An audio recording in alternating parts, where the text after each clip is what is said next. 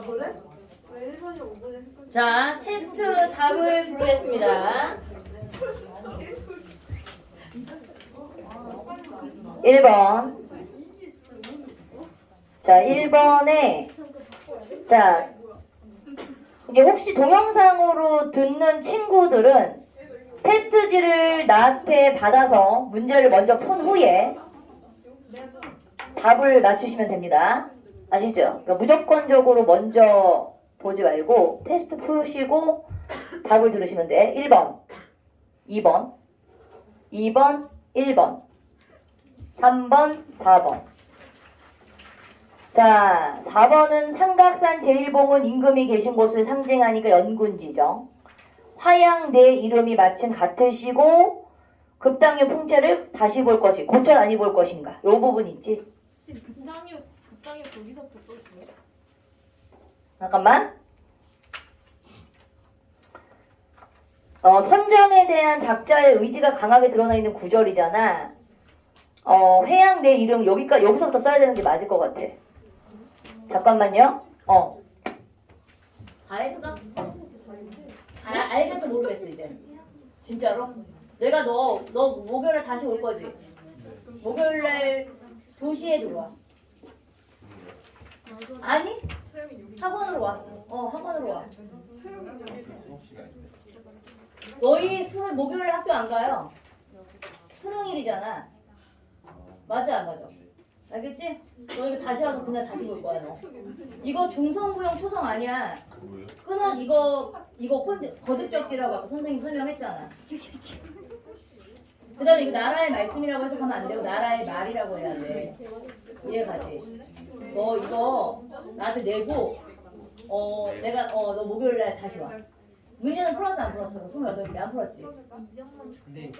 클리닉 하는 문제는 안 풀었지? 요것만 한 거지 오늘. 오케이? 그럼 서정이는 목요일에 다시 오는 거야? 새 걸로 줄까?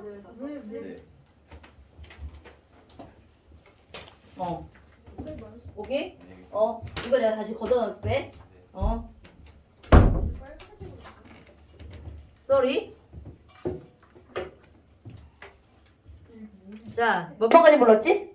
5번 불러야 돼. 5번.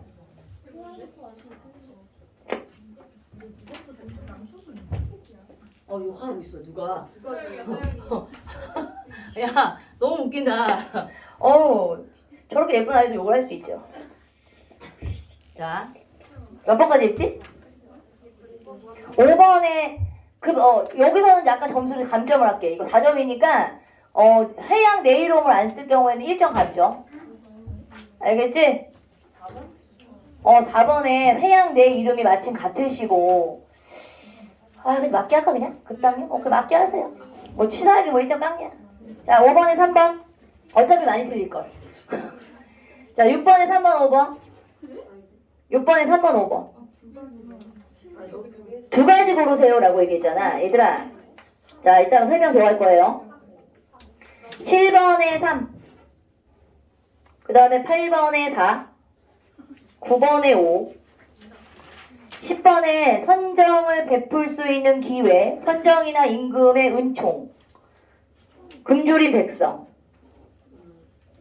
오케이? 3위가 그 임금의 은총. 선정의 은총 아니면 선정의 포부 이렇게 써도 돼. 아니면 그는 3위로라는 거 자체가 뭐가 되는 거지 얘들아?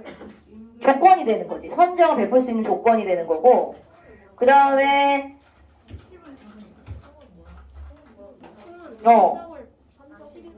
선정의 포부 맞아? 굶주린 백성 아니면 가난하고 굶주린 백성 불쌍한 백성 이렇게 쓰시면 되고요. 11번에 4번 12번에 4번 13번에 3번 14번에 1번 15번에 2번 16번에 4번 자 17번이 뭐야? 17번 문제 답이 왜 이상하게 나왔지? 그 기억 이용이 설명을 다르지 않아요. 자 여기서는 얘들아 17번에 4번인데 여기서는 물화일체는 맞는데 감정이입이 되어 있는 부분은 없지. 그치? 그 다음에 18번에 1번, 2번. 19번에 2, 3, 4. 20번에 5번. 21번에 5번. 22번에 3번. 뭐라고요? 몇 번? 뭐? 22. 22번 3번. 20. 20번에 5번. 24번에 5번. 25번에 3번. 23번 3번 5번. 쌤 24번은 아이 새끼들아 진짜 24번에 5번. 뭐라고? 22번 3번. 25번 3번. 됐어? 23번에 3번 5번. 22번. 자, 야, 이 새끼들 진짜 안 되겠네. 22번에 3번. 한국 말귀를 너무 못 알아듣는 거 아니야? 자, 그 다음에 잘 보세요. 잘 보십시오. 질문 있습니까? 자, 질문하기 전에요. 일단 중요한 거 몇 가지만 좀 볼게요. 4번 문제 같은 경우에는 조금 기억해야 되는 게 연군지정이라는 단어 기억해야 되고, 그 다음에 회양 내 이름이 왜 이렇게 같니? 이거는 이제 급당류의 풍채라는 건 선정에 대한 일종의 포부라는 거지. 야, 내가 가니까, 야, 그때 태평성대를 이뤘던 그 중국의 그 급당류와 같은 모습을 여기서 다시 만날 것 같아. 뭔지 알겠지? 자, 그 다음에 우리 6번 같은 문제 좀 기억해둬야 되겠지. 6번 같은 경우에는 작가의 정서가 유사한 것을 두 가지 고르라고 얘기했잖아. 자, 이제 500년 도읍지가 무조건 나오면 고려의 멸망과 연관이 있는 시조입니다. 라고 얘기했어요. 근데 얘들아, 이거 6번 문제 좀 주의할 게 있어. 6번은 있잖아. 맥수지탄의 감정이 안 나타나 있으니까 6번에 5번 빼세요. 6번에 5번 빼시고 일단은 답으로선 내가 두 개를 보여줬기 때문에 맞게 인정은 해. 근데 내가 이거 설명을 할게. 이거는 정도전이 쓴 시조거든. 자, 선인교 내린물이 자하동으로 흘러들었다는 얘기는 고려가 멸망하고 조선으로 갔다는 얘기야. 자, 밤천년의 왕업이 물소리뿐이구나 라는 경우에는 인생무상이 들어있는 거 맞거든. 인생무상까지는 맞지? 근데 그 뒤에 아이야, 고국 흥망을 무어서 무엇하리오라는 거 이미 멸망했는데 그냥 조선에 이제 흡수돼서 살아야 되지 않겠니? 그러니까 이거는 맥수지탄에 대한 한탄은 드러나 있지 않다는 얘기지. 그래서 인생무상만 써. 야, 인생이라는 게 이게 무상한 거야. 이런 얘기는 들어있지만 맥수지탄의 감정이 들어있다라기보다는 야, 어차피 새로운 세계가 세워졌으니까 그냥 그 새로운 세계에 맞춰서 살아. 이 얘기예요. 이해가시죠? 그래서 5번은 빼시는 게 좋을 듯. 근데 만약에 학교 시험 문제 만약에 나왔다. 그럼 이거 꼭 걸고 넘어져야 될 것 같아. 이 문제는 인생무상은 드러나 있지만 맥수지탄의 감정은 없어. 알겠어? 그 다음에 그러면 이제 인생무상이라는 측면으로 봤을 때는 5번이 틀린 건 아니겠네. 6번. 뭔 말인지 알아? 정서가 유사한 걸 보라고 얘기했으니까 맥수지탄은 없다는 건 표시해주세요. 근데 그 다음에 우리 8번 같은 문제는 매번 잘 나오는 문제지 얘들아. 가에서 나와 있는 거는 강호의 병이 깊었다라는 건 자연을 그리워하는 마음, 청석고와 연하고질 이런 단어라고 얘기했었지. 이런 경우에 화자의 태도가 가장 유사한 건 몇 번이야 라고 했을 때 자연 예찬적인 태도라고 얘기했어. 그래서 오우가 일단 제목만 딱 봐도 윤산도의 오우가 같은 경우에는 5가지의 벗을 예찬하고 있구나. 자, 누구라서 자 구름이 빛이 좋다 하나 검기를 자주한데 바람은 막디에 막다 하나 그칠 적이 하도 많대요. 맑고도 그칠 리가 없는 이가 누구밖에 없대? 물뿐인가 하노라. 물 예찬하고 있는 자연 예찬적인 태도가 드러나 있어서 4번이 되는 거야. 8번 같은 문제 주의하세요. 됐지요? 그 다음 10번 문제 중요함.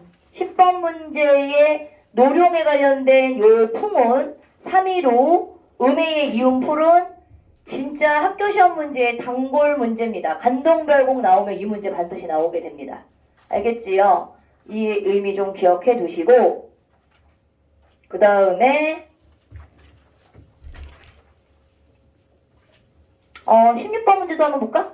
16번 문제 같은 경우에도 문학적 미적 범주라고 얘기했으니까 선생님이 지난주에 뭐라고 얘기했냐면 우리 간동별곡에 나타나고 있는 미적 범주 같은 경우에는 자연을 통해서 자신의 이상세계를 실현하려고 하는 게 우아미, 그러니까 순고미. 자연을 즐기고 싶어하고 자연과 함께 풍류를 즐기고 싶은 건 우아미. 그 다음에 내가 자연 속에서 나의 어떤 의지가 꺾이는 경우, 이런 경우는 비장미. 그 다음에 자연을 추락시켜서 조금은 이제 어긋난 행동을 하는 것들이 골개미다라고 얘기했었지. 그러니까 이 작품에서는 골개미는 드러나 있지 않아요. 자, 근데 나와 같은 부분에서는 지금 뭐냐면 지금 이제 갈등을 하고 있는 거잖아, 얘들아. 이 사람이 지금 인간적 갈등에 들어가 있는 부분이기 때문에 비장미가 느껴져 있다라고 봐야 되는 거죠. 아, 내가 이렇게 하고 싶으네. 왕정은 지금 남아있고 자기 목민가로서의 책임을 져야 되는 거고 내가 이렇게 이 자연을 즐기는 건 한계가 있으니 이거 어떻게 하면 좋아. 그러면서 자기의 어떤 그런 그 자연을 통해서 약간 좌절된 감정이 드러나 있죠. 그러니까 약간 비장미에 가깝다라고 볼 수가 있지. 그래서 그 비장미는 일종의 이제 이별이라든가 이런 어떤 그 이별의 정환 같은 게 느껴졌을 때 비장미가 느껴지지. 그래서 16번에는 답이 4번이 맞는 거예요. 이해 가시죠? 왜? 방 안에 켜는 촛불 누구와 이별할 건데 겉으로는 눈물 지고 속 타는 줄 모르는구나. 저 촛불 나와 같아서 속 타는 줄을 모르는구나. 이렇게 얘기를 했어. 이 부분이 비장미인 거야. 알겠지? 어떤 감정인지 알겠죠? 됐습니까? 자, 또 질문 혹시 개별적으로 있어요?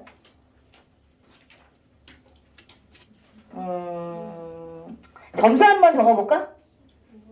그 다음에 우리 22번 같은 문제도 순서 정하는 문제 가끔 되게 잘 나온다. 간동별곡이 이렇게 여정의 순서가 나와 있고 야, 그 다음에 동해로 떠나고 있는 부분이 어디야? 라고 했던 이런 순서 문제부터 있지. 그럼 22번 같은 경우에는 어디가 돼야 되는 거냐?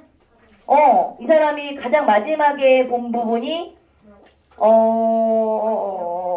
가장 마지막에 나와 있는 부분이 어디야? 그 망향정에 올라간 게 망향정이 바다였나? 잠깐. 불정대. 동해 그 금강산에서 가장 마지막에 올라간 게 불정대지. 그러니까 불정대 다음에 이제 동해로 가는 부분이 나옵니다. 알겠지요? 그래서 다디가 해당하는 거겠지. 그 다음에 맞나? 22번에? 오케이. 그 다음에 낙산동반으로 들어가기 전에 동해로 가고 있는 장면이 먼저 나오는 거지. 그래서 나 앞이나 다 뒤가 돼야 되겠네요. 됐어요? 몇 번? 질문 있어? 하나에 4점. 하나에 4점씩 계산해 주세요. 그리고 나에게 내십시오. 네, 근데요. 3일로 뜻만 틀렸어요. 예, 3일 로또만 틀렸다고 뭐라 썼는데? 제가 선정이라고. 산정. 이라고만 썼어? 그럼 1점 감점해. 1점, 3점만 주세요. 나머지는 다 맞은 거잖아. 자, 걷겠습니다. 점수 표기해 주시고. 야, 니네들 그 점수 자기 이름 쓰고 점수 쓴 다음에 시험지 걷어서 앞으로 이렇게 앞으로 넘겨. 자기 거 뒤로 감춰서 맨 앞에 있는 사람이 나에게 여기다 내세요. 뒤에서부터 이렇게 그럼 점수 또 본다고 또 뭐라고 한 거 아니야? 성준아, 이쪽으로 넘겨. 여기 합해줘. 이쪽하고 시험지.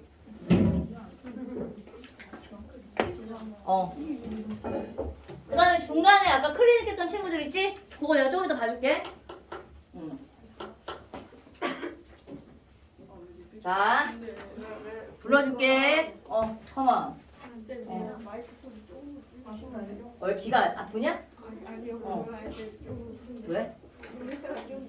아, 너무 큰 거 같다고? 나는 큰 게 좋은데. 쩌렁쩌렁 해야 되는데. 자, 다음 주에 올 친구 홍유, 정선, 서희. 뭐야 이거 오늘? 영희 애매하다. 근데 와 그래도. 아유 뭐 연우? 아니 연우 안 와도 되고 민지. 민지 반드시 와야 될 듯. 완전히 공부를 안 한 듯. 지난주 내 거 거기에 강의 안 들었구만. 성준. 그 다음에 이름 없는 사람 하나 있어 얘들아. 자, 나원이도 되게 애매하게 걸렸고 채원이 나와야 돼. 그러면 서영이 당연히 나와야 돼. 그 다음 이거는 누구 거야? 이거 이게 점수가 나쁘진 않은데 이거 나와야 될 듯. 오케이? 그러면 통과한 사람 몇 명이야? 2명밖에 없니? 연우, 선영이만 통과. 나머지 미통과. 너희들도 와 그냥. 뭘 놀래? 진짜 너무 사악하게 오시는 거 아니에요? 아니야. 야 내가 어떻게 생각할 수가 있어. 말이 되네. 됐지? 야 일단 봐봐. 오케이. 8단원 꺼내보세요. 책. 야 이거 혹시 카메라 꺼지는지 좀 봐줘 얘들 혹시. 시간이 이게 초과가 되면 꺼지거든.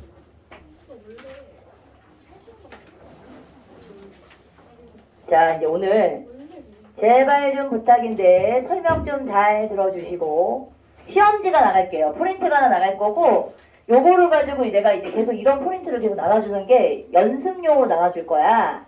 자 이제 보세요. 무슨 책이에요? 네? 8-1 교재 신사하고 8-1이라고 써있는 문법 문제 있지? 하나 살 거는데요? 아이 새끼들 진짜. 자 갔다 와 일단. 자, 하나 둘 셋 넷 다섯. 오케이.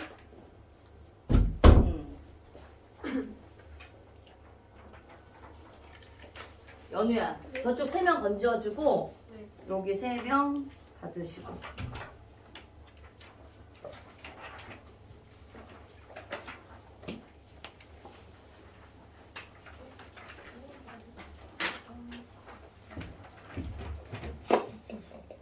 잠깐만.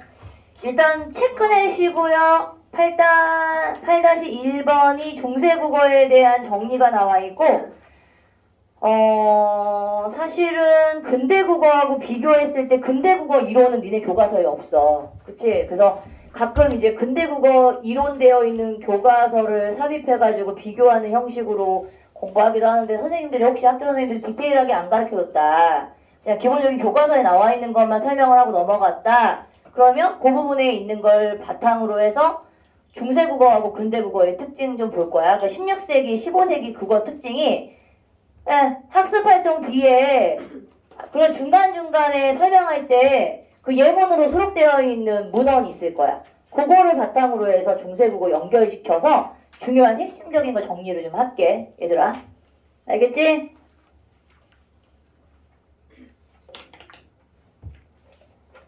자, 페이지 몇 페이지를 펴시냐면 몇 페이지여야 되냐? 1페이지냐?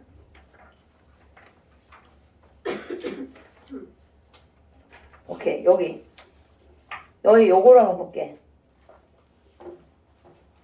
요거를 한번 보겠습니다.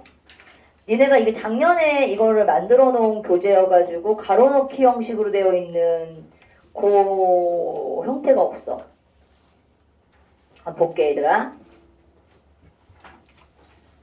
자, 국어는 끊임없이 변한다. 자, 이거 하기 전에 요거 국어사에 대한 정리를 좀 해볼게. 우리가 중세국어라고 얘기하는 기준이 어디냐면 얘들아, 삼국이 통일하기 이전부터 고려 때까지, 통일신라 때까지의 국어를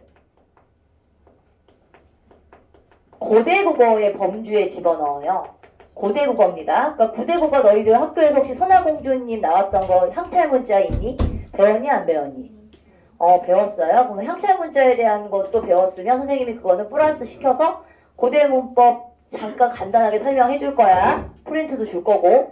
자, 중요한 포인트가 뭐냐면 고대국어 같은 경우에는 우리나라에 한글이 있었던 시절이야, 없었던 시절이야? 없었던 시절이었지. 이때는 한자를 빌려와. 그러니까 우리나라에 문자가 따로 없었기 때문에 한자의 문자를 빌려와서 우리는 이런 문자를 뭐라고 하냐면 차자문자라고 얘기합니다. 라고 얘기해. 그래서 고유어를 한자어를 빌려와서 표기하는 방식. 그런 방식이 있어가지고 고대국어의 국어의 모습이 뭐가 있었냐면요. 구결, 이도, 향찰, 서기체. 요렇게 이루어져 있는 그 형태가 고대 문화, 그 고대 문법, 아니 고대 국어에 해당하고 있는 그 표기 방법이었어. 자, 근데 우리 있잖아. 여기서 구별은 있잖아. 너희 혹시 한자 시간에 얘들아 공자 맹자 나왔던 거 배운 적 있니? 뭐 소학 또는 뭐 이렇게 공자가 쓰고 있는 뭐 문맥 있잖아. 뭐 수지 보목, 신체 발부. 자, 이게 예를 들면 신체 발부, 수지 부목. 자, 구별이라고 하는 거는 한자 표기가 중심이에요. 표기가 우리말을 표기하기 위한 방식이라보다는 한자어를 표기하는데 이 한자가 읽기가 불편하잖아.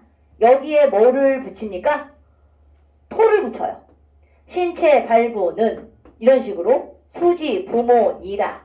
뭔 말인지 알겠어? 우리말에 토를 붙여가지고 표기하는 방식이 구별이었어. 얘는 그냥 한자식 표기입니다. 그러니까 우리말을 표기하려고 한 게 아니라 한자를 그대로 표기하되 토를 달아가지고 조금 더 매끄럽게 문장을 이어서 읽을 수 있게 만들어 놓은 게 구별이야. 그래서 너희가 혹시 중학교 때 한문을 배웠었다. 그럼 한문 배웠을 때 이런 것들 많이 배웠을 거 아니야? 신체 발부는 수지 부모니라 뭐 이런 거 있잖아.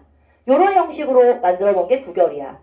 자, 서기체는 뭐냐면 일단은 서기체 같은 경우에는 우리 아까 얘기했던 국어문법 같은 게 보이진 않습니다. 예를 들면 서기체 같은 경우도 그렇고 이도문자도 마찬가지인데 얘 같은 경우에는 특징이 뭐냐면 서기체 문장 같은 경우에는 국어식으로 표기하는 방식이야. 예를 들면 무슨 말이냐면 문장의 구조가 독서라는 단어가 있어. 독서는 중국식의 한자 표기거든. 얘가 뭐야? 읽다지. 서는 그리지. 그럼 이건 뭐니? 서술어가 뒤에 앞에 있고 목적어가 뒤에 있단 말이야. 이런 건 우리나라 문장 구조에 어긋나지 않아.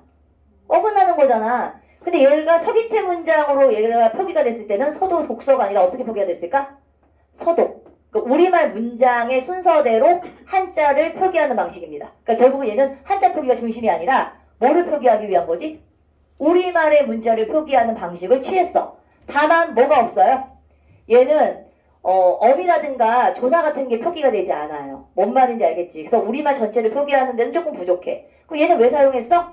공문서 같은 것들을 기록하기 위해서 사용되었던 기록 문자였다라는 거예요. 이해 갑니까? 무슨 말인지? 그래서 한자식으로 되어 있었던 이런 한자의 어휘도 우리식의 배열 방식으로 표기하는 게 서기체. 하지만 서기체는 뭐는 드러나지 않았다? 뭐 어미라든가 조사라든가 우리나라의 문법적 성질을 보여주고 있는 문법 요소 있지? 이런 것들을 표기하지 않았다. 자, 그럼 이제 우리나라의 그 조사라든가 어미가 드러나기 시작했던 게 이두와 향찰이거든? 근데 아이들이 가끔 가다가 이두 문자하고 향찰 문자를 되게 많이 헷갈려해. 자, 이런 차원이라고 생각하면 돼요. 지난번에 아마 선생님이 정규 수업을 들었던 친구들은 내가 아마 얘기했었을 거야. 이두 문자도 전체적으로는 우리말 어순이야. 공통적인 거는 우리말의 어순대로 표기했다라는 공통점을 가지고 있어. 서기체도 마찬가지고. 이해가심? 근데 다른 점이 있다면 이두 문자는 단어 자체 있지 얘들아. 어휘 자체는 그냥 중국에서 사용하고 있는 중국식 한자를 그대로 사용했다는 얘기예요. 자, 그런데 향찰 문자는 뭐니? 모든 문장 전체를 문장 전체라고 얘기하게 되면 뭐까지도 어미와 조사 부분까지도 뭘로? 음차와 훈차를 하여서 표기하는 방식으로 기록했다라는 거지. 그래서 결과적으로는 한자 표기처럼 보이지만 중국인들이 봤을 때는 이 향찰 문자는 무슨 뜻인지 이해할 수 있었을까 없었을까? 전혀 이해하지 못하는 거야. 자, 예를 들어 보면 자, 나는 나는 이거 맞아? 나는 이렇게 써보자. 나는 너 맞아요? 너 어떻게 쓰지? 이오 오케이. 나는 너 사랑 사랑 아이고 뭐야 알파벳만 가져오는 방식 있잖아. 알파벳에서 문자를 빌려와. 나는 너를 할 때 정말 어렵다. 알파벳을 빌려오는데 지금 이걸 어떻게 쓴 거니 얘들아? 나는 너를 사랑해. 이걸 가져온 거야. 이게 바로 무슨 식 표기 방식이라고 보면 되니? 향찰 문자식 표기 방법이고 이두는 뭐냐면 자, I 같은 경우는 영어로 써. 그 다음에 느는 뭘로 써? 우리말 어미니까 요렇게 써. 얘는 이두입니다. I를 그대로 쓰는 거예요. I는 영어로 나잖아. 그 다음에 너를 할 때 you. you는 그대로 또 써. 그 다음에 르를 또 문법적으로 이렇게 쓰는 거야. 그 다음에 또 뭐 해? 사랑을 뭘로 쓸까? love, 해. 요런 식으로 쓴다는 얘기지. 그럼 봐봐. 어휘적으로 나, 너, 사랑. 요런 단어들은 그대로 뭘로? 그냥 한자에 있는 어휘를 가져다 씁니다. 그 대신 뭘만? 이두 문자는 조사라든가 어미에 해당하고 있는 부분만 어때? 우리식의 문자로 표기하는 방식. 그럼 향찰 문자는 뭐지? 이런 단어들도 다 우리식의 발음으로만 표기. 그러니까 향찰 문자가 결국은 문자는 한자지만 뭐를 빌려온 거야? 그냥 문자만 빌려온 거야. 표기 방식은 다 우리말 문장 순서하고 일치합니다. 그렇기 때문에 향찰 문자는 중국어의 우리 문자예요. 당연히 우리 문자지. 문자만 한자인 것 뿐이지 그냥 한자를 빌려온 것 뿐이야. 그래서 우리말 어순대로 표기했어. 그치? 근데 이동 문자하고의 차이점은 뭐야? 라고 했을 때 향찰 문자는 어미와 조사 부분까지도 우리말의 문장 순서대로 다 표기를 한 반면에 이두 문자 같은 경우에는 어미와 조사를 표기하되 어휘 자체는 그냥 원래 있었던 중국의 단어 있지? 그걸 그냥 그대로 갖다 썼다는 얘기예요. 무슨 말인지 알겠죠? 어머니 부모, 형제 이런 단어들이 한자어가 있잖아. 어휘 자체는 그대로 한자어를 쓴 거야. 왜 지금도 우리 그냥 중국에서 나왔던 한자도 그냥 쓰잖아. 부모, 형제. 근데 향찰 문자가 뭐냐면 부모, 형제를 우리말식으로 다 표기를 해. 부, 모, 형, 제. 그래서 중국인들이 봤을 때는 중국어의 그 의미로서 해석이 가능해요? 불가능해요? 전혀 불가능한 거야. 뭔 말인지 알겠지? 그런 차이가 있다라는 거를 알아두시고 다음에 문장을 보면서 내가 이건 조금 더 구체적으로 향찰 문자는 번역하는 연습을 좀 할 거야. 배웠어 안 배웠어? 선아 공주님은 밤에 몰래 남몰래 결혼해두고 맛동방을 얼어두고 맛동방을 갑니다. 배웠어요 안 배웠어요? 근데 그거 프린트가 중간고사 할 때 나오시면 그러면서 시험 문제 안 나왔잖아. 이번에 나온다는 얘기잖아. 안 나온다는 얘기 뭐야? 알아서 해. 얘기를 안 해주면 안 해줄 거고 그냥 배웠었으면 내가 진도를 빼줄 거고. 중학교 때만 따로 오케이 알겠어. 자 이제 알겠으니까 그러니까 이거 책의 네 가지가 고대국어의 특징이었다라는 걸 알고 있으면 되고 자 그다음에 이제 고대국어 끝났잖아. 그럼 언제부터가 중세로 들어가냐면 고려 때부터 훈민정음 창제 전 훈민정음까지야 얘들아. 자 훈민정음이 그러니까 기준이 되는 거지. 훈민정음이 기준이 돼서 여기까지 고려 때부터 훈민정음 때까지니까 15세기가 됩니다. 요때부터가 뭐가 되는 거죠? 중세 전기에 해당해요. 중세 전기에 해당하는 거고 훈민정음 창제 이후부터 언제까지가? 임진왜란 때까지가 뭐에 해당하는 거야? 16세기에 해당하고 있는 여기가 중세 후기가 돼. 그럼 결국은 어디서부터 어디까지가 다야? 우리가 배우고 있는 요 언어의 그 역사는 훈민정음 때부터 임진왜란 때까지를 보는 겁니다. 이게 바로 중세국어에 들어가는 거예요. 이해 가시죠? 그 다음에 이제 임진왜란 이후부터 17세기가 되는 거지? 17세기부터 19세기 때까지가 우리는 이제 뭐가 돼?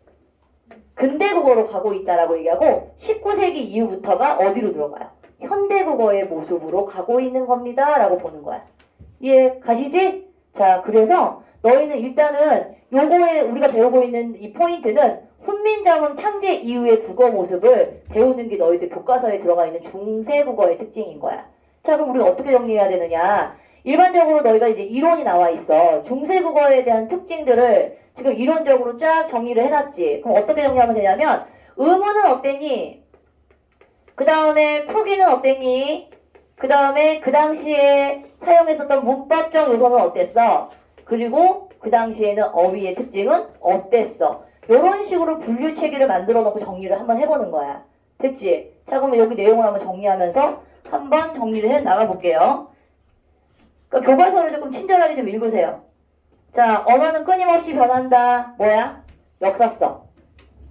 자, 역사성이고 지금도 국어의 모습은 그러한 변화의 결과다. 국어의 역사를 알기 위해서는 언제부터? 고대 국어로부터 현재까지의 변천 과정을 자세히 살펴보아야 합니다. 라고 얘기했어. 자, 그러나 훈민정음 창제 이전의 시기에는 국어의 모습을 알 수 있는 자료가 많이 남아있지 않지. 그래서 사실은 이 당시에 문헌 연구하기가 쉽지는 않아. 다행히 훈민정음이 창제된 이후에는 한글로 기록된 문헌들이 많이 남아있어서 국어의 과거 모습을 어느 정도 파악할 수 있게 되었다. 여기서 훈민정음이 창제된 때인 자 후기 중세국어의 특징이라고 얘기했었지. 자 아까 얘기했던 후기 중세국어는 언제부터 언제까지라고 얘기했었지? 훈민정음 창제 이후부터 임진왜란 때까지를 후기 중세국어로 들어가는 거야. 그럼 고려 때부터 훈민정음 이전까지의 모습을 우리가 알아 몰라? 없어. 알 수가 없고 아까 얘기했었던 뭐 구결이니 이두문자니 향찰문자니 그래서 보통 향찰문자가 되게 중요한 이유가 뭐냐면 향찰문자가 한자를 빌려오긴 했지만 그 표기의 방식이 우리말 어순대로 표기했었다라는 특징을 보이고 있기 때문에 우리말이라고 볼 수 있는 거야. 뭔 말인지 알겠지? 자, 이를 현대국어와 비교하여 국어가 겪은 변천의 과정을 알아보도록 한다라고 하면서 우리가 지금까지 공부해야 될 게 뭔지를 알려주는 표지구시를 하고 있는 부분이 여기입니다. 표지가 뭔지 알죠? 우리가 배울 게 뭔지를 방향을 제시해주는 게 표지야. 가볼게. 자, 음은 표기상의 차이점이라고 얘기했는데 너의 교과서는 이런 식으로 따로따로 표기하지 않았고 음운과 표기를 같이 설명을 하고 있다 얘들아. 음운. 그 음운은 뭐지? 한마디로 얘기하면 음운은 자음과 모음을 통틀어 음운이라고 얘기하는 거 알고 계시죠? 그 다음에 성조라든가 방점 찍는 거 있지. 성조 표기를 하기 위해서 방점 찍는 거. 얘도 역시 음운에 속하는 거야. 왜? 비문절 음운 자체가 음운이잖아. 현대국어에서. 자 이제 보자 얘들아. 우리 되게 중요한 포인트. 사실은 다른 교과서에서는 요거에 대한 설명이 없어. 예사소리, 된소리, 겉센소리의 세 계열이 확립되었다는 얘기는 지금 현대국어에서 말하는 소리의 삼중체제 알지? 예사소리, 된소리, 겉센소리인데 중세국어 때도 존재했었다는 거야. 확립이 됐어. 하지만 지금의 국어의 모습하고 같았을까 달랐을까? 지금하고는 조금 다른 형태로 존재했었을 거란 얘기예요. 왜냐? 자, 된소리라고 하는 게 지금 현대국어에서는 된소리가 뭐냐면 요런 게 된소리란 말이야. 쌍기역, 쌍디귿 이렇게 되어 있는 게 된소리지. 근데 중세국어 때는 얘네들의 된소리 표기법은 아니었어. 근데 다만 소리의 삼중 체계가 있었다. 자 그럼 현대국어에서 말하고 있는 된소리는 뭐냐? 우리 중세 때 썼던 이런 하명병사 알지 얘들아? 요런 형태가 근대국어로 가면서 현대국어로 오면서 얘가 뭘로 바뀌었다? 얘가 된소리가 된 케이스예요. 이해 가시지요? 그래서 중세 때가 얘네들은 그냥 각자 병서는 가끔 가다가 이게 논란의 여지가 좀 있어. 자, 어두자원군에 사용되고 있는 요 자음이 각자 병서도 어두자원군이야? 각자 병서는 그냥 어두자원군으로 포함시키지 않습니다. 고등국어에서 어두자원군은 그냥 형태가 다른 자음끼리 결합된 합영병서가 어두에 왔을 때 어두자원군이라고 얘기해요. 초성에 왔을 때. 뭔 말인지 알겠지? 자, 그럼 어두자원군이 뭐야? 어두자원군은 각자 병서 말고 누가? 합영병서가 어디에 왔을 때? 초성에 왔을 때 요걸 어두자원군으로 봅니다. 요것만 기억하세요. 알겠지? 혹시 이제 선생님들이 새롭게 제시했을 수 있으니까 이게 약간 헷갈리는 부분이 있으면 꼭 물어봐줘야 돼. 이게 논란의 여지가 있어. 그 다음에 이거 중요한 거. 자, 우리 요거 좀 알아줘야 될 게 있다, 얘들아. 순경음, 비읍, 반치음 요런 단어가 있었는데 자, 중요한 포인트. 자, 28자 안에 들어오는 28자 중에서 얘들아 사라진 거.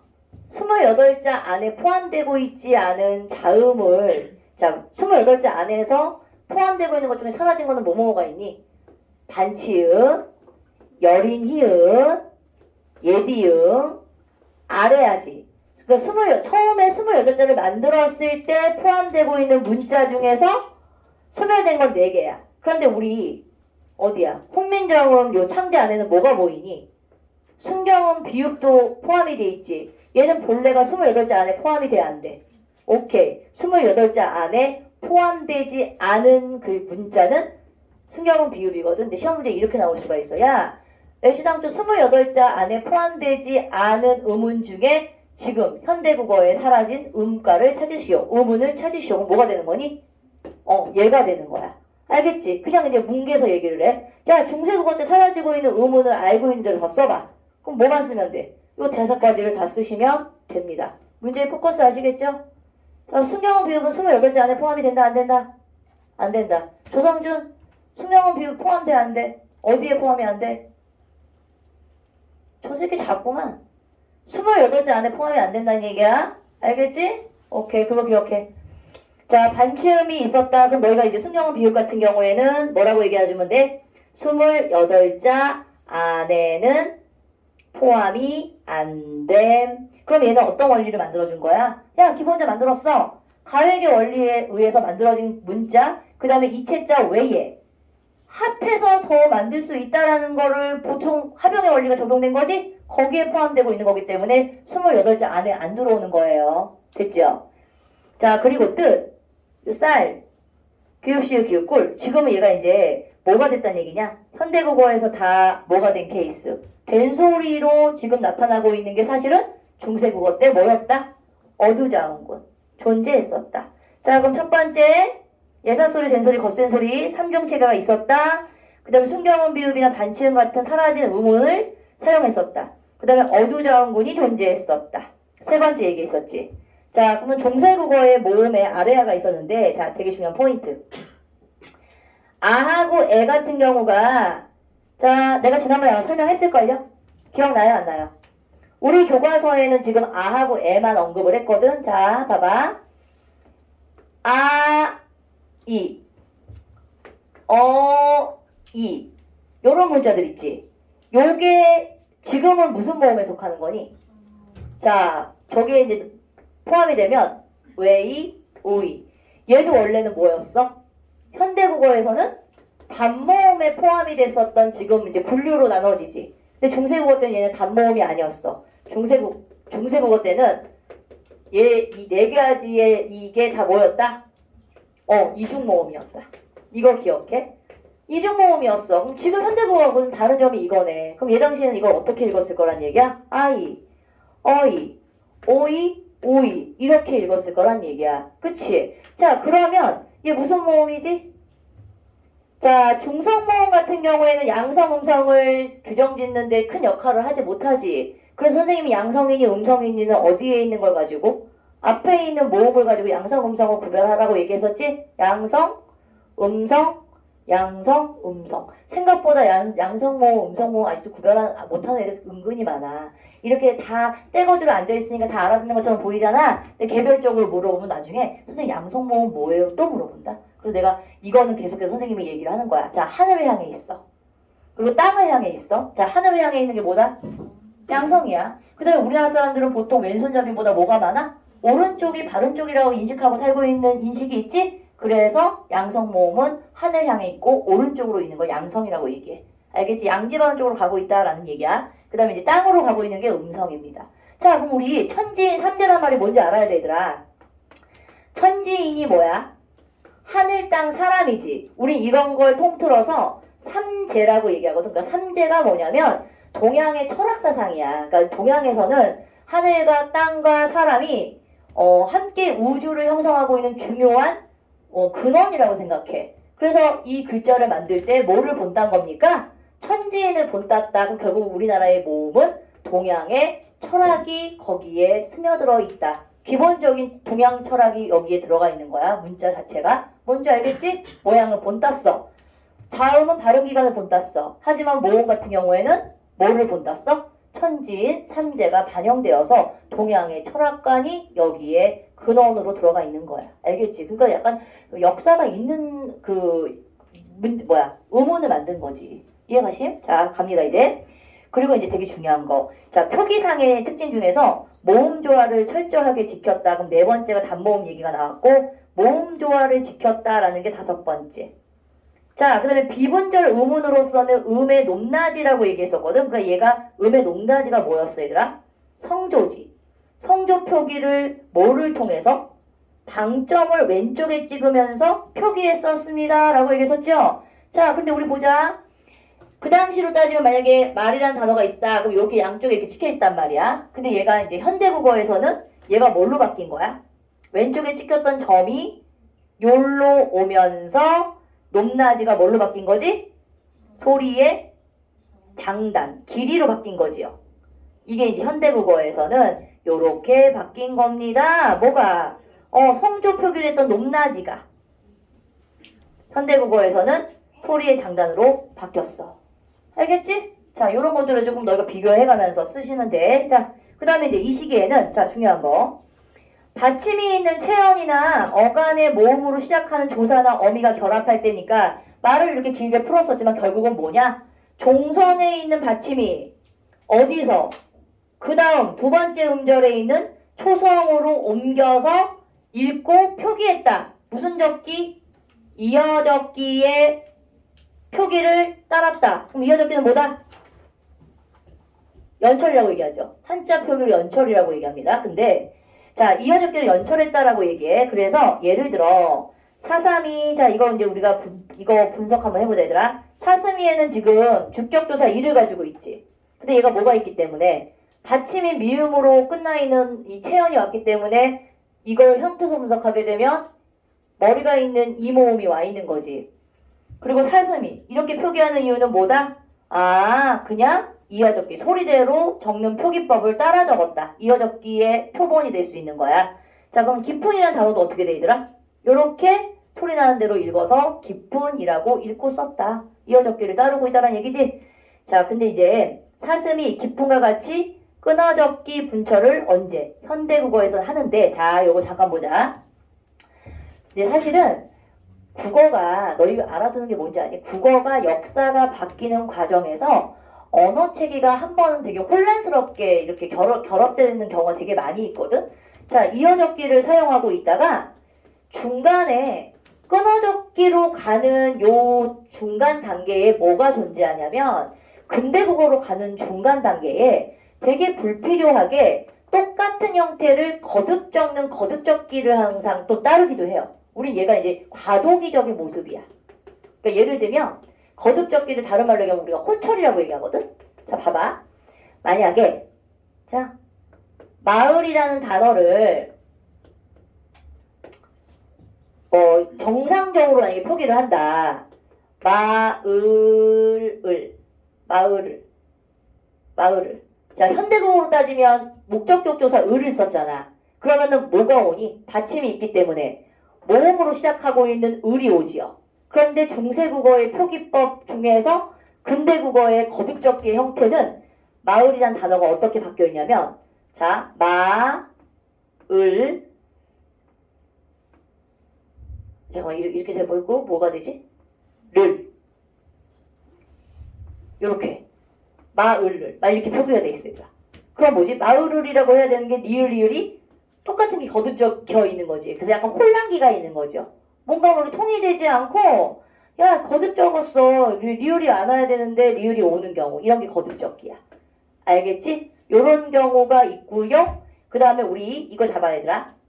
높이란 재음소화라고 있거든. 용언에서 높이라는 단어가 얘들아 만약에 중세국어였다면 어떻게 표기되었던 게 정상일까? 요 단어거든. 높이. 그럼 중세국어 때는 어떤 표기여야 돼? 높이. 요렇게 표기가 돼야 되거든. 그치? 이게 이어적기의 표본이잖아. 아니면 끊어적기가 되려면 어떻게 쓰는 게 정상이야? 이 요렇게 해야 되는 게 맞지? 그런데 얘는 뭐니? 이 피읍의 거센 소리로 나야 되는 이 피읍을 비읍과 히읗으로 쪼개서 표기를 하는 거지. 우리 이런 걸 재음소화라고 해요. 몰라도 돼. 왜냐면 너희들 지금 이거 안 나와. 하지만 재음소화의 방식이 근대국어의 이 형태로 보여지는 거야. 뭔지 알겠지? 그러니까 하나로 써야 되는 요런 자음의 형태를 비읍, 히읗으로 나누어서 요렇게 표기했었던 방식. 알겠지요? 요런 것들이 요런 형태로 적었던 스타일이다. 근데 곧바로 그러니까 분철로 간 게 아닌 거지. 가볼게. 그 다음에 우리 이거 보자. 얘들아 되게 중요한 거. 받침 8정성법 쓰라고 얘기했었지. 아직도 이거 구별 못한 새끼들이 있더라. 8정성법 쓸 때 기역, 니은, 디귿, 리을, 미음, 비읍, 시옷, 이응. 뭘로 쓰라고 얘기했니 이거? 예디형으로 쓰라고 얘기했지요. 그다가 근대국어에 가면 예디형이 사라지면서 예디형으로 쓰지 말고 우리가 지금 쓰고 있는 이형으로 통일시켜주세요 라고 얘기했었어. 그래서 오늘 클리닉 본 친구들 중에서 내가 이거 빨간 펜으로 설명해 놓은 게 있을 거야. 그거 좀 주의하라는 얘기예요. 알겠지? 자, 근데 우리 보자. 팔종성법이었던 게 중세국어 때는 팔종성법이었지. 근데 얘가 팔종성법의 근거가 되고 있는 게 훈민정음에서 어떤 단어였지? 사, 마, 디. 이 단어가 왜 팔종성법의 근거가 돼? 원래는 얘 기본형이 뭐라고 얘기했어 얘들아? 사막다. 치읓으로 되어 있는 받침을 가지고 있었다라고 얘기했었지? 그래서 종성무형 초성을 따랐다는 근거가 되는데 얘가 치읓 받침 그대로 사용하지 않고 시읒 받침으로 표기가 되어 있더라는 거야. 아, 그러면 이미 중세국어 때는 팔종성법을 따랐기 때문에 모든 자음을 받침으로 사용하진 않았구나. 표기에서는 8가지만 표기했구나 라는 근거가 되는 거야. 자, 그런데 너희들 교과서 학습활동 뒤에 보면 용비어천가 2장이 수록이 되어 있어요.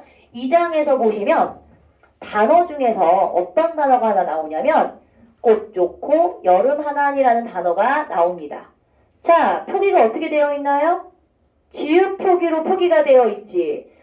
중세국어 때는 팔종성법이라고 얘기했는데 얘는 팔종성법에 해당하고 있지 않은 자음이 받침으로 와 있네. 이 단어가 바로 뭐의 근거가 되는 거지? 아, 종성자는 따로 만들지 않되 초성자에 사용하고 있는 종성무용 초성에 해당하고 있는 종성자 제자 원리를 확인할 수 있다는 얘기야. 아까 팔종성법 그 받침 사용하기 전에 종성자의 제자 원리를 확인할 수 있는 단어입니다. 알겠니? 이런 것들이 되게 중요한 포인트야. 그래서 중세국어는 어떻게 공부하시냐면 기본적인 중세국어의 특징을 기억해도 그 다음에 그 특징을 문헌에서 어떤 특징적인 낱말이나 문법적인 바뀌는 부분이 있지? 이걸 가지고 연결시켜서 외우는 거야. 계속해서 익숙하게 하는 거야.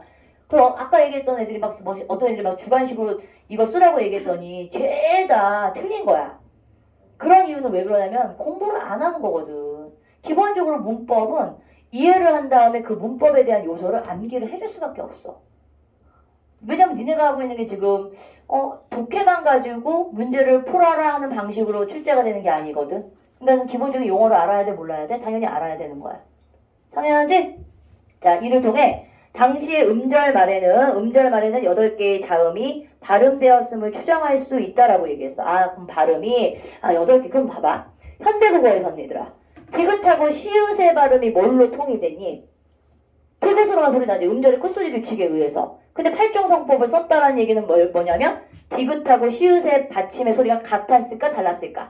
달랐다는 얘기예요. 알겠지요? 왜냐면 여기서는 7개, 8개의 그 발음이 추정되었다라고 얘기했잖아. 그러니까 발음이 되는 동시에 표기에도 적용이 된 거야. 자, 그런데 얘가 이제 뭐니? 현대국어에서는 음절, 이거 되게 헷갈리지 마, 얘들아.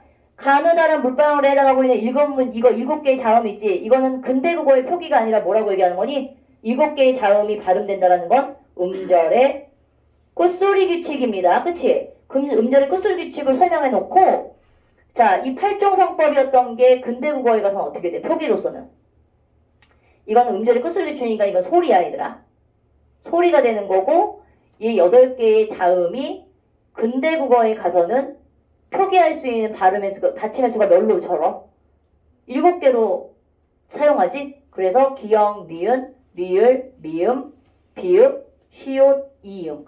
요거하고 구별하시라는 얘기예요. 근대국어의 표기에 내가 계속 이 취종성법을 얘기했는데 가끔 가다가 이 음절의 끝소리 규칙하고 헷갈려가지고 표기하지 말고 이게 문제를 잘 읽어봐야 돼.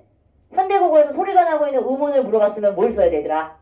가느다란 물방울 쓰시면 되고 근대국어의 받침으로 사용되었었던 받침을 쓰세요 라고 얘기하면 얘를 쓰셔야 된다는 얘기입니다. 알겠어요? 어떤 차이인지 알겠지? 오케이. 자, 이제 우리가 어휘야. 단어거든? 근데 우리나라의 80% 이상의 낱말들, 우리가 사용하고 있는 어휘가 다 무슨 어지? 중국어야. 그러니까 한자어야. 그러니까 중국에서 들어왔든 일본식으로 들어왔든 다 한자로 되어 있는 어휘를 대체로 사용을 해. 자, 근데 한자는 한자인데 우리 식대로 결합된 한자가 있다. 내가 식구. 식구라는 단어 있지, 얘들아. 식구. 그러니까 같이 음식을 나눠 먹는 그런 가족을 식구라고 얘기하는 건 우리식 한자 표기야. 하지만 뭐니? 식구라는 단어도 역시 한자입니다. 한자 어지요. 보세요. 중세국어에서는 고유어의 비중이 현대국어보다 당연히 컸어. 그래서 예를 들어 가람, 강이란 뜻이지. 매, 산. 그 다음에 오는 숫자로 100이야. 주모는 1000이야. 이런 고유어가 있었어. 근데 이제 얘네들이 서로가 이제 싸우게 된 거지. 본의 아니게 서로가 충돌을 해. 그러다가 이제 어휘를 사용하고 있는 언중들이라고 얘기하지. 점점 뭐를 사용하게 된 거죠? 한자어를 많이 사용하면서 우리 고유어가 밀리기 시작하는 거야. 자, 그래서 이들은 모두 한자어 강, 산, 백, 천에 밀려서 현대국어에서는 잘 쓰이지 않는다. 안타까운 거지. 되게 우리 고유어가 예뻤는데 사실 이 단어들이 누구에게 진 겁니까? 한자어한테 진 겁니다. 자, 그리고 이 시기에도 자, 중요한 거 뭐가 존재했었다? 외래어가 존재했었다가 너희가 만약에 설명하는 이 선택지에 중세국어의 특징 중에서 외래어가 있지 않았다. 외래어가 존재하지 않았다. 맞아, 틀려. 틀린 거지. 중세국어 때부터 외래어는 있었어. 당연히. 자, 이런 거. 중국에서 온 붓, 멋. 그러니까 붓이나 멋 같은 경우에는 중국식에서 들어온 말이고 우리 몽골어 있지더라. 바톨, 용사, 여진에서 오는 투먼 이런 단어들도 존재했었대. 뭐 우리 얘기하면 뭐 매라는 단어 같은 거 있지. 매라고 얘기하지. 뭐 송골매 이런 것들이 다 들어온 말이야. 몽골어 뭐 이렇게. 자, 그 얘다. 우리 중요한 거. 그다음에 이제 어휘의 의미가 바뀌는 경우인데 자, 이게 흐름에 따라 변화가 된 게 역사성이 반영이 된 거거든, 얘들아. 근데 우리 값이 나가다라는 단어가 지금은 무슨 뜻이야? 비싸다라는 의미를 가지고 있는 게 현대국어의 뜻이지. 근데 이 당시에는 중세국어 때는 값이 나가다라는 의미의 중세국어 싸다. 중세국어에선 싸다라는 단어가 값이 나갔다는 뜻이에요. 근데 현대국어에서 싸다는 뭐가 됐지, 얘들아? 반대로 저렴하다라는 말로 바뀌었지. 현대국어에서는 싸다로 이어진 것처럼 의미가 달라진 어휘가 있었다. 자, 그럼 보자. 기본적으로 이 싸다라는 형태가 중세국어 때는 값이 나가다, 비싸다 이런 뜻이었는데 형태가 현대국어에서는 어떻게 바뀌면서 싸다라고 바뀌면서 반대로 값이 저렴하다라는 형태로 바뀌었다. 형태와 의미가 다 바뀐 거지. 근데 기본적인 어원의 뜻은 싸다에서 온 거지. 발음이 비슷하니까. 맞아요? 이렇게 되어 있었다. 쌀, 그 다음에 가람, 요것들은 이제 우리 식으로 바뀌어 있는 단어들이야. 이렇게 정리했어. 갑니다. 문법상의 특징을 한번 볼까, 얘들아? 문법상의 특징은 이런 거, 주격조사, 그 다음에 객체 높임, 주체 높임, 뭐가 있었니? 이런 것들을 정리하는 문법 요소들이 여기에 포함이 돼, 이 개념들이. 자, 중세국어 때는 주격조사 뭐만 있었다? 이만 있었고 가는 존재하지 않았다. 하지만 주격조사 이의 형태가 어떤 형태로? 이 형태로 존재했었다. 생략도 했었다라는 얘기지. 자, 구름이 같은 경우에는 얘가 형태소 분석상 받침을 가지고 있어. 받침을 가지고 있는 체언이 왔을 때는 요 이가 온다. 눈에 강조하지. 그 다음에 부처라는 단어는 얘들아, 얘가 뭐를 가지고 있는 단어야? 부처는 이를 제외한 이어, 그치? 얘를 가지고 있는 모음이 다른 모음이 왔잖아. 이 모음이 아니. 이런 경우에는 머리가 없는 이가 오면서 부처가 주격조사가 들어가 있는 거죠. 그 다음에 뿌리라고 했을 때는 얘는 무슨 모음을 가지고 있니? 이 모음을 가지고 있잖아. 이런 경우에는 똑같이 형태가 겹치기 때문에 이 모음 생략합니다. 알겠지요? 뭐에 따라 달라지는 거지? 앞에 있는 체가 체언의 받침 유모 또는 모음의 형태에 따라서 생략되기도 하고 이 모음으로 오기도 했다. 요렇게 이제 이 형태를 설명했어. 그 다음에 중요한 거. 명사형 어미라는 거가 너희 잠깐 볼래 얘들아? 현대국어에서는 명사형 어미가 자, 어떻게 실현되고 있냐면 나 밥을 먹음 요렇게 표기가 됐었지. 그럼 이건 결국은 명사형 어미가 어떤 형태로 존재하고 있다는 얘기니? 현대국어에서는 미음으로 존재하죠. 근데 중세 때는 뭐가 있었어? 이게 아니라 음이나 옴의 형태로 존재를 했었다. 왜? 근데 음과 왜 옴이야? 양성모음, 음성모음, 그러니까 모음 조화를 지켜줬기 때문에 이 형태가 존재했었던 거지. 자, 그 다음에 우리 되게 중요한 게 중세국어에도 사실은 얘가 존재는 했었어요. 하지만 자주 등장해요? 거의 사용하지 않았다라는 의미가 나오는 거야. 사용치 않았을 것이다. 하지만 나타나긴 해요. 보자. 자, 여기서 이제 보게 되면 옴이나 옴이 사용되었다라고 얘기했어. 근데 중요한 건 이게 중요한 포인트야. 명사형 어미 기가 등장은 했다가 아예 아주 등장하지 않은 건 아니야. 근데 등장은 했어. 하지만 뭐다? 활발하지는 않았다라는 거예요. 그 결국은 얘들아, 우리 이론상으로 보게 되면 결국은 중세국어 때는 명사형 어미 기를 사용했니 안 했니? 주로 사용하지는 않았어. 하지만 출연은 했니 안 했니? 나타나긴 했다는 얘기야. 나타나긴 했지만 주로 활발하게 사용은 하지 않았어. 이렇게 보는 거야. 됐지? 자, 그럼 우리 되게 중요한 거 주격조사 얘기했고 명사형 어미 문법에선 얘기했어요. 명사형 어미 음과 옴에 대한 얘기를 했어. 자, 우리 되게 중요한 거 중세국어 때도 주체 높임법, 객체 높임법, 상대 높임법인데 너희는 이미 문법 요소를 배웠잖아 얘들아. 근데 현대국어에서는 주체 높임이 어떻게 실현되니? 깨서라는 조사, 그 다음에 특수어휘, 그 다음에 주체 높임 선어발음이 시로 실현됐지. 그런데 중세국어 때는 시의 형태만 있었던 게 아니라 샤의 형태 두 가지가 있거든요. 그럼 선생님 어느 때 시가 오고 어느 때 샤가 옵니까? 자, 이 사가 시가 뭐지요? 선어발음이죠. 시는 그 뒤에 있는 이 어미가 뭐인 경우에 자음의 초성이 있는 자음으로 되어 있는 어미가 왔을 때 자음 어미로 시작하는 거 있지? 뭐뭐 시, 고, 시, 니 이렇게 첫 음절의 첫 소성이 자음이 오는 경우엔 시가 와. 근데 어떤 경우에는 그럼 샤가 왔어? 요런 샤가 왔을 경우에는 요 뒤에 있는 어미가 어떤 형태로 되어 있을 때 모음으로 되어 있는 모음 어미가 왔을 때 샤가 온다? 근데 우리 친구들이 선생님 샤 뒤에 자음이 와 있는 게 있던데요 어미가? 이런 경우에는 중간에 모음으로 되어 있는 선어물 어미가 하나 끼어 있었는데 생략됐다라고만 알고 있으면 돼요. 무슨 말인지 알겠지? 이상하다. 선생님이 분명히 샤 뒤에는 모음으로 되어 있는 어미가 온다라고 얘기했는데 이상하게 모음 어미가 안 나타나고 자음 어미가 있네. 이 얘기는 무슨 말? 모음 어미가 있었어. 근데 탈락했거나 생략됐다. 알겠지? 탈락이 생략인 거 맞지? 똑같은 거지? 이해가심? 요거 기억해도.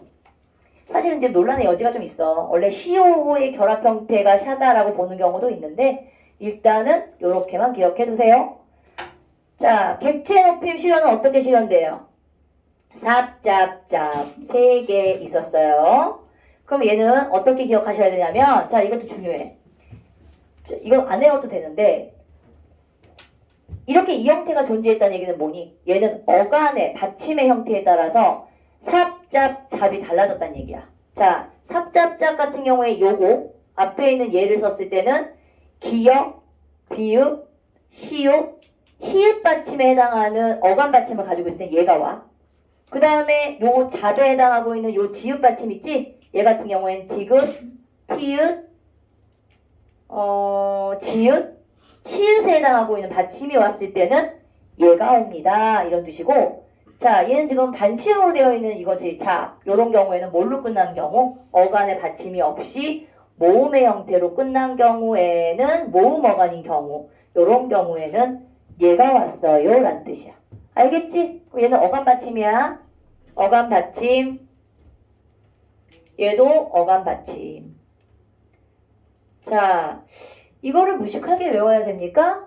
그런 게 아니라요. 글을 읽어가시면서 중요한 포커스에 되고 있는 걸 조금 기억을 해두시는 방식으로 공부를 해야 되겠지.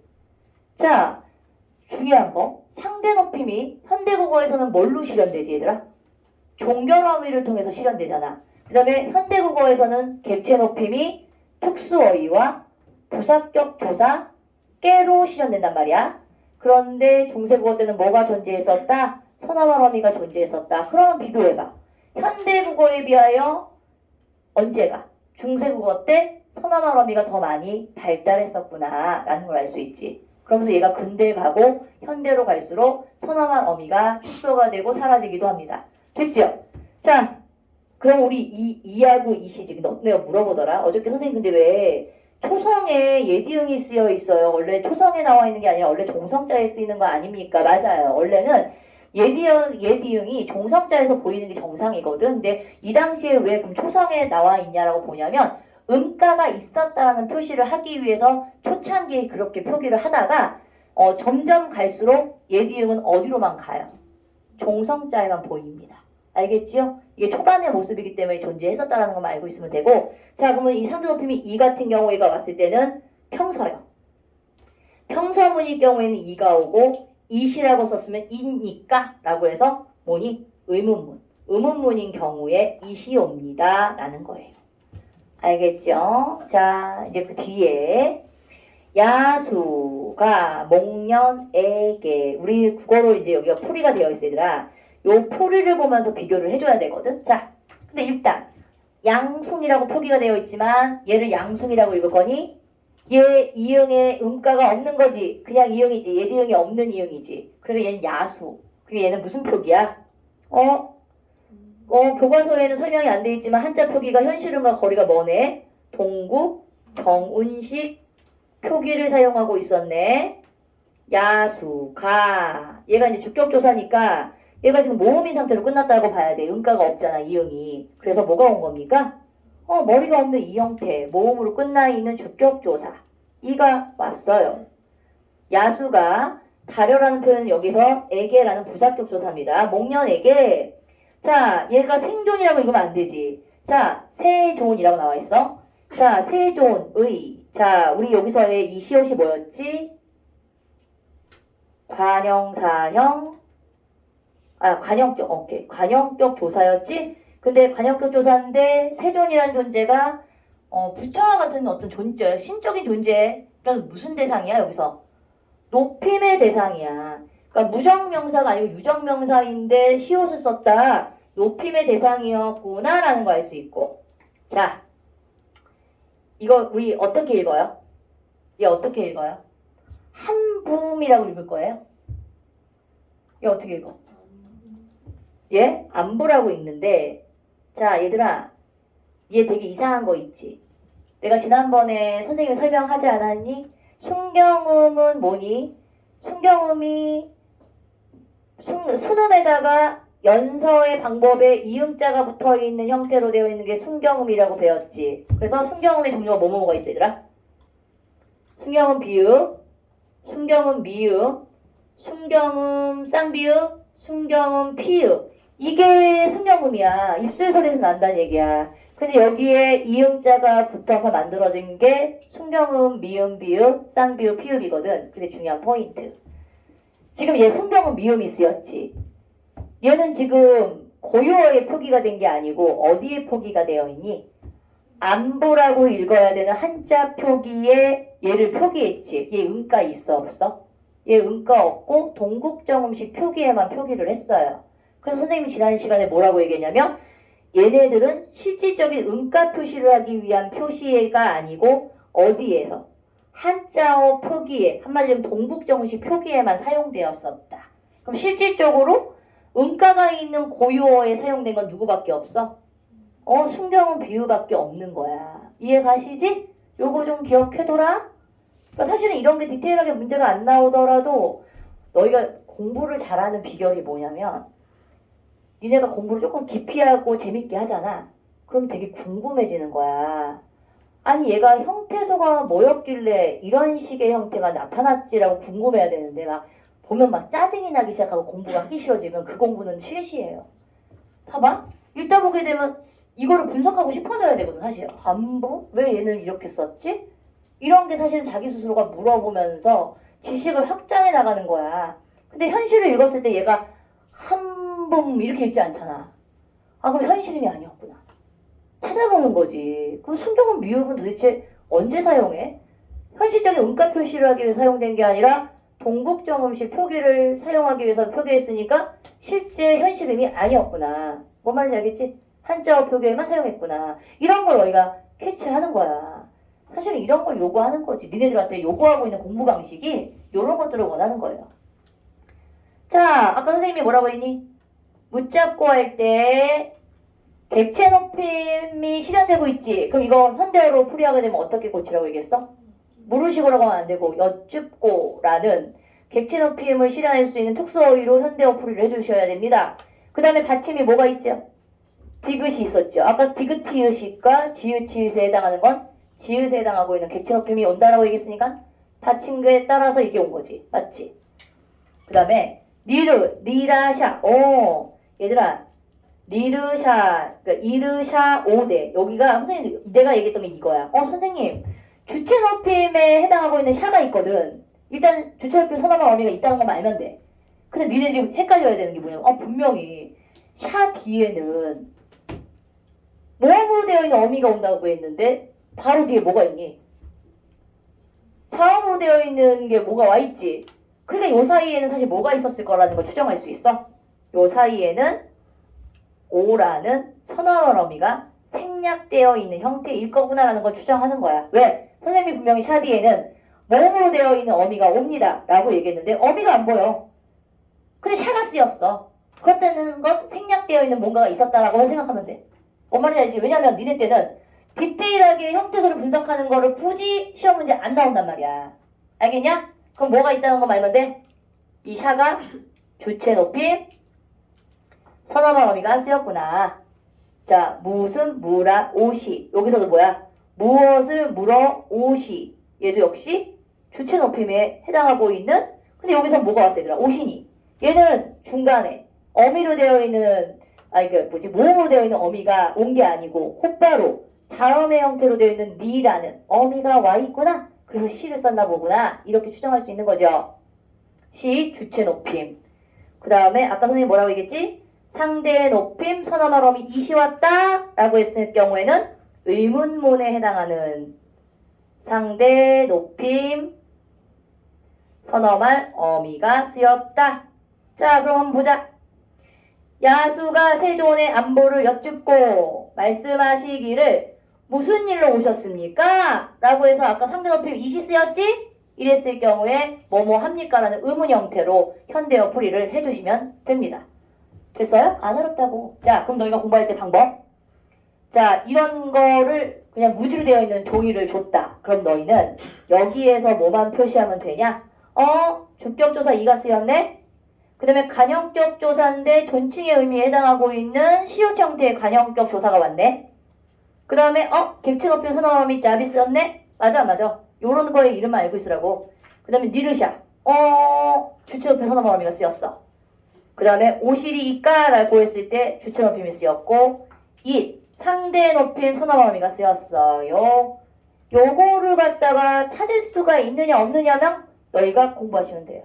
이름만 아시면 되겠죠? 어려워요? 안 어렵다니까? 반복적으로 계속 봐. 다음 시험 보면서 알겠지? 낼 거야. 주격조사, 관형격조사, 높임대상. 그 다음에 뭐 붙잡고는 객체 높임. 왜냐면 너희 교과서에는 이것만 설명이 나왔으니까. 내가 이런 것들 조금 디테일하게 설명해 준 거야. 이해가시지? 근데 옛날에는 이렇게 진짜 문제 조금 어렵게 되는 학교도 있잖아. 문법 되게 피곤하게 되는 학교들은 이런 것까지 설명을 해줘. 근데 요즘에는 조금 선생님들이 되게 간소화해서 교과서에서 충실하게 문제를 내는 경우가 있기 때문에 이렇게 군더더기의 설명들은 내지 않지. 왜냐면 이번에 냈다가 다른 반에서는 안 배웠어요. 이렇게 되면 또 괜히 무효 처리되고 그런단 말이야. 안 배웠으면 어때? 좀 추정해서 문제 풀면 안 되나? 하여튼 가락애들 너무 인심 썼어 학교가. 맞아, 억울하지? 자, 이해가시지? 오케이. 요렇게 해서 정리를 하는 거야. 자, 그래서 어떻게 돼? 결국은 당연히 중세국어와 현대국어는 많은 차이를 보내겠지. 그래서 이런 국어의 모습이 결국은 그냥 단독적으로 이렇게 띡하니 훌쩍 뛰어가지고 이렇게 된 게 아니라 중세를 거쳐서 이렇게 거쳐오면서 이런 국어의 모습을 갖추게 되었다라는 흐름을 보는 거죠. 그래서 어떤 애가 물어봐. 도대체 이딴 걸 왜 배우니? 솔직히 이딴 걸 왜 배우냐고 얘기했을 때 할 말이 없는 게 우리 역사 왜 배우니? 역사 왜 배워? 아니, 과거를 알아서 뭐하게? 현재가 중요한데. 생각을 해봐. 과거가 뭐가 그렇게 중요해? 우리가 지금 이렇게 살고 있는데. 자, 현재는 과거의 얼굴입니다. 현재는 곧 미래의 뭐예요? 토양이 될 수 있겠지. 결국은 우리의 지금의 모습을 알기 위해 과거를 보는 거야. 과거는 어땠지? 아, 이렇게 흘러와서 이렇게 현재의 모습으로 가고 있는 거구나. 그래서 우리가 현재에 이렇게 살고 있으면 미래는 어떤 모습으로 가겠구나. 이거야, 사실. 그러니까 사실 배움의 목적을 따지고 보면 왜 배워야 되는지를 모르는 게 되게 많아. 이거 알아서 뭐해? 야수가 이게 웬 말이야. 맞지? 근데 이거는 뭐지? 국어의 옛날 모습을 통해서 우리 국어의 뿌리, 너희들에게 정체성을 주기 위한 목적의식이 있는 거죠. 됐죠? 우리 문자는 이런 것들이었어. 나름대로는 창제의 이유와 그다음에 문법적 요소가 나름대로 갖추어진 그런 체계적인 문자였어. 이런 것들을 너희에게 심어주는 거죠. 그래서 많이 간소화된 거야. 옛날처럼 아주 복잡하지 않아. 이 깎아가지고 모르겠어요. 징징대는 새끼들 혼나야 돼. 우리 때 알지? 라떼는 어마어마하게 중세국어의 책이 따로 있었어. 근데 다행인 게 뭔지 아니? 딱 선생님 고등학교 1학년 딱 들어갈 때 중세 문법이 그 과목에서 사라져. 그래서 그 전까지 배웠던 그 선배들 있잖아. 그러니까 한마디로 얘기하면 내가 딱 애매하게 걸려있는 이제 좀 신세대 공부로 가는 수능형으로 가는 시대였었기 때문에 그 이전에는 뭐가 있었냐면 중세국어 문법책이 따로 있었어. 그래서 고2쯤 올라가게 되면 문과를 선택하는 친구들은 이런 걸 배웠었던 거야. 아주 디테일하게. 대학교에서 배울 법한 중세국어의 문법 체계를 형태서 분석해. 이런 거. 근데 지금은 없잖아. 근데 이런 거 배우면서도 어려워요. 그래서 징징대는 게 참 내 입장에서 봤을 때는 참 가소롭지요. 그러니까 왜 그 위에 있는 선배들이 우리 보면 가소로울 거야. 야, 이 깎아가지고 우리 때는 야 상춘곡, 간동별곡 다 외웠어. 막 이딴 소리에. 그래서 가끔가다가 그 어르신들 중에서, 그러니까 어르신이라고 하기엔 좀 부모님 세대 분들 중에서는 간동별곡 달달달달 외우시는 분들이 있다. 아빠한테 한번 물어봐봐. 그러면 이제 그걸 가지고 한가람을 하는 거야. 아, 우리 아빠가 공부 좀 했구나. 뭔지 알겠지? 물어봐. 오늘 가서 아빠 간동별곡 좀 몇 구절 좀 알아? 그러면은 내가 알지. 야, 갑자기 생각이 안 나네. 강월 병이 깊어 중림에 누웠던 이 말 나오면 고등학교 때 그래도 꽤나 이걸 외우시는 공부를 한 거야. 근데 상춘곡 딱 얘기했을 때 야, 홍진의 무친분내 인해생이 어떠한가 이거 나오잖아? 그러면 그 당시에는 왜냐하면 외워가지고 거의 이렇게 무식하게 공부를 시켰었거든. 아버님이 어머님이 수능세대면 안 외웠을 거예요. 근데 수능세대가 아니고 학력고사를 보셨던 분들은 딱 물어봐. 아빠가 만약에 자기가 막 1등 했었대. 야, 고등학교 때 내가 1등 해서 그걸 알기 위해서는 그럼 간동별곡 좀 한번 얘기 좀 해줘봐. 몇 구절 좀 외울 수 있어? 하고 물어봐. 그러면 이제 뻐록 나요. 알지? 진짜인지 거짓말인지. 우리 아빠 진짜 맨날 자기가 전교 1등 했대. 야, 내가 세상에 부모님들 보면은 전교 1등 안 한 부모님들이 없어. 도대체 꼴등은 누가 한 거니? 너무 웃긴 게 대부분의 그 부모님들이 자기 어렸을 때 공부 전교 1등 했대. 주변에도 쎄고셌어요. 학부모들 그 주변에 있는 사람들 보면 진짜 공부를 잘했어. 공부 못하는 사람이 없어. 물론 간혹 있긴 해. 간혹 있어. 얘들아. 공부 못하는 사람들이 대다수였을 건데 공부 못하는 사람들이 극소수야. 다 자기 전교 1등 했대. 야, 나 때는 말이야. 니랑 잽도 안 돼 막 이래. 뻥이야. 공부 안 했을 거야. 자, 국어 자료에 나타난 중세국어의 특징을 이해함으로써 현대국어를 이거죠. 체계적으로 이해하래. 그 다음에 얘들아 이거 있지. 통찰.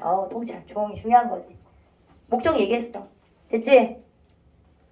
자, 여기까지 설명했어. 10분간 휴식하고 그 뒤에 학습활동이 나오거든. 그거 가지고 우리 구전 문법 중세국어 문법을 조금 더 디테일하게 보겠습니다.